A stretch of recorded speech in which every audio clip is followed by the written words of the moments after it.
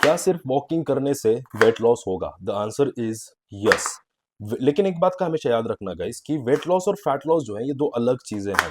Weight loss में आप क्या लॉस कर रहे हो मैटर नहीं करता, लेकिन जो फैट लॉस है उसमें हम सिर्फ जो बॉडी के स्किन के लेयर के नीचे की लेयर होती है, फैट की लेयर, बस वही लॉस करते हैं। तो जब आप वॉकिंग स्टार्ट करते हो तो आपका इनिशियल डेज में कुछ समय तक वेट लॉस हो सकता है। क्यों? क्यों तो पहले आप कुछ करते नहीं थे, आपके लाइफस्टाइल में कोई एक्टिविटी नहीं थी, आपका कैलोरी एक्सपेंडिचर कम था।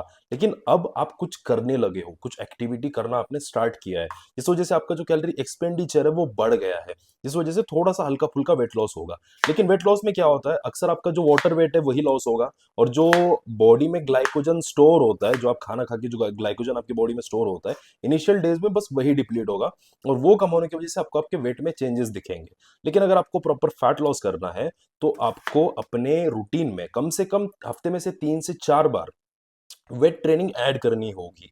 वेट ट्रेनिंग करने से आप अपने मसल्स ट्रेन करते हो, जिस वजह से जो आपके मसल्स हैं वो एटीपी ज्यादा बर्न करेंगे, और जब बॉडी में एटीपी कंजम्पशन बढ़ता है, एटीपी का जो यूज है वो बढ़ता है, तो आफ्टर सम टाइम जब ग्लाइकोजन पूरी तरह खत्म होता है, एटीपी जब बॉडी का पूरी तरह खत्म होता है, तो बॉडी एनर्जी के लिए फैट के पास चली जाती है, और फैट से एनर्जी लेना चालू करती है, और जब फैट से एनर्जी लेना स्टार्ट करेगी बॉडी, तो क्या हो रहा है, आपका फैट लॉस हो रहा है। और इसके साथ आपको एक अच्छा डाइट भी करना जरूरी होता है। अगर आप डेफिसिट में नहीं हो, अगर आप कैलोरी डेफिसिट फॉलो नहीं कर रहे हो, तो आपका फैट लॉस नहीं होगा, बिकॉज जब आप अपने डेली लिमिट से कम कैलोरीज खाओगे तब आपका प्रॉपर फैट लॉस होता है।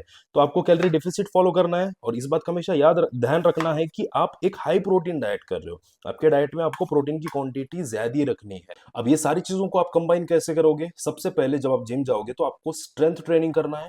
स्ट्रेंथ ट्रेनिंग में आप अपने मसल्स को अच्छे से ट्रेन करोगे, उसके बाद आप कार्डियो ट्रेनिंग करोगे, बिकॉज जब आपने स्ट्रेंथ ट्रेनिंग की, आपका एटीपी पूरी तरह खत्म हो गया, अब आप कार्डियो करोगे जिसमें आपकी बॉडी फैट से एनर्जी लेना चालू करेगी।